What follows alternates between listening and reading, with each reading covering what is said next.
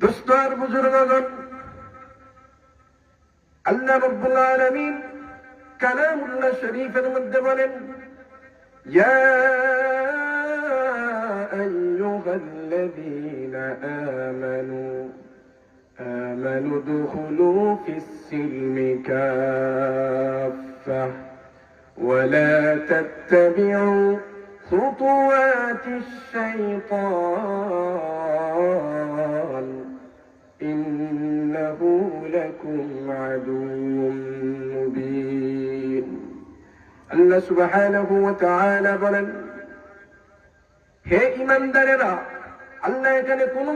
কাফিরকে সম্বোধন করে বলেন নাই, আল্লাহ এখানে তার ঈমানদার বান্দা বান্দীদেরকে সম্বোধন করে বলতেছেন, হে ঈমানদারেরা, ইয়া আইয়ুহাল্লাযীনা আমানু উদখুলু ফিস-সিলমি কাফফা, তোমরা ইসলামের ভিতরে পুরোপুরি প্রবেশ